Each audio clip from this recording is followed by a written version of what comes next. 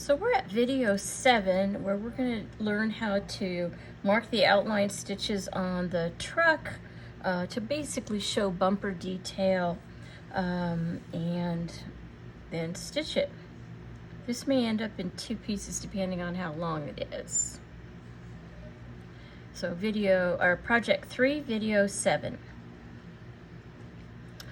All right, so we left off couching the tires. I didn't show you what that looked like from the back. When you do it the way I asked you, which is return to the center each time, it's literally going to look, a little messier, but it basically looks the same on the back as it does on the front. So it's time for us to move on. We now need to sketch in the bumper detail from the front bumper around the tire, back bumper around the tire, and then some detail about where the truck's door would open. And that's where we're at now. Frankly, I can't remember if I asked you to save the waste paper.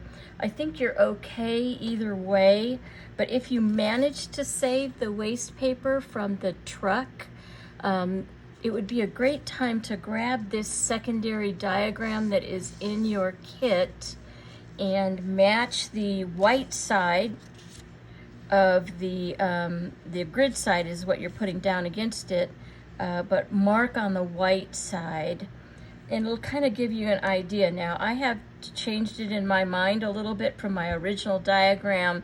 You'll notice that I originally just had the detail going around the truck, but over time, you do this, and I have stitched the truck in lots of different fashions.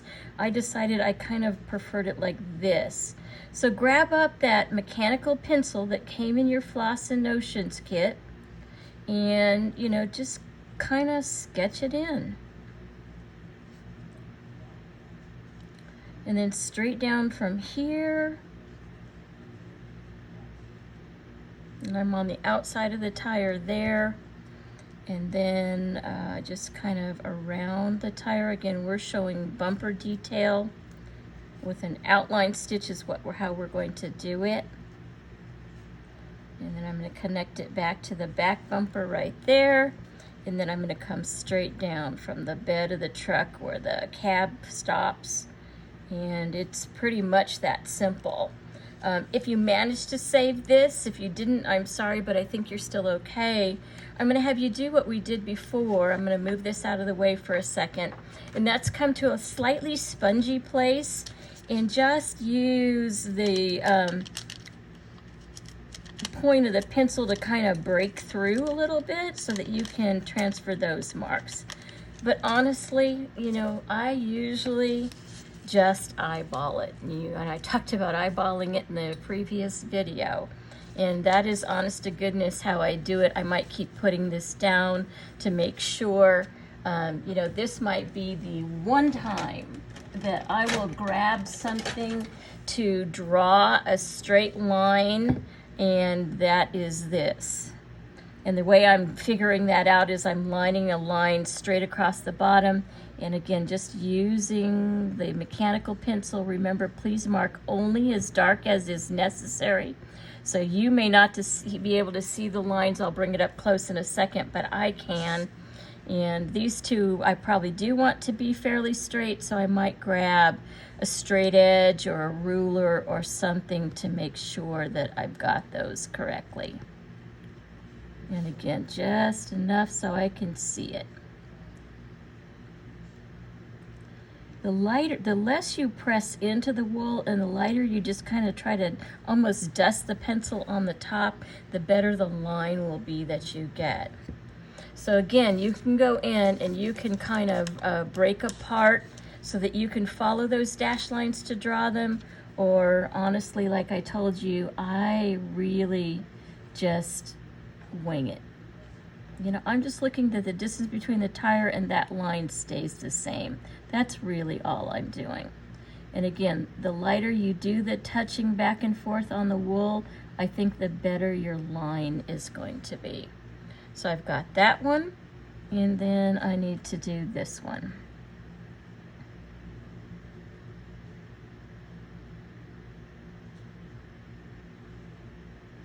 And I'm just kind of rubbing it on the top. And you have to believe me, I think you're getting a better line by just barely drawing it over.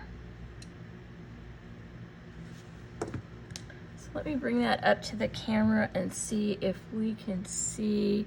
Yeah, you certainly can, where I drew the two straight lines down from the door and again around the back and then around the front. And you're not marking it for seeing it 20 feet away. You're marking it for seeing it, 9 to 12 to 13 inches away from your face where you normally would do your stitching, and it needs to be just dark enough for you to see. So there's an example of how I would get those marks on there. And then I would pick up the aqua thread and return to that outline stitch. Again, the outline stitch is something that we did in project number 2. And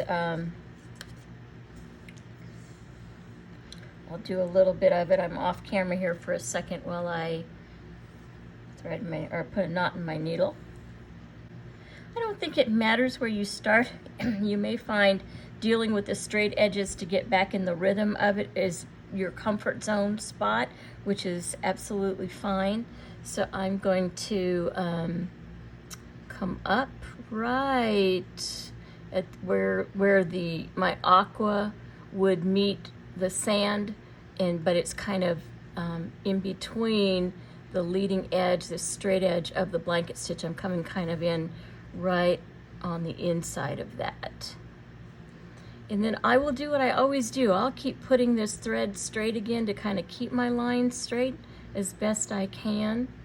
But remember, outline stitch is you're going to come away about a 1/16 of an inch. You're going to go first stitch all the way back to where you started.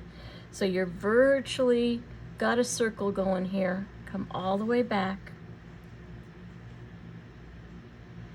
And then each successive stitch, you're not going to go back to the beginning here. I need you to go back to where the stitch ended. So I'm going to go ahead of it and back to it. And that's my second stitch. And then on my line, ahead of it and back to it, until I have done outline stitch for the door detail, outline stitch for the bumper detail, and it's pretty much, that's it. That's the only place we're going to use outline stitch on this, is just to show the door detail and the bumper detail. So we'll go off camera and finish that all up, and I'll see you back for some fly stitches, and we're almost done.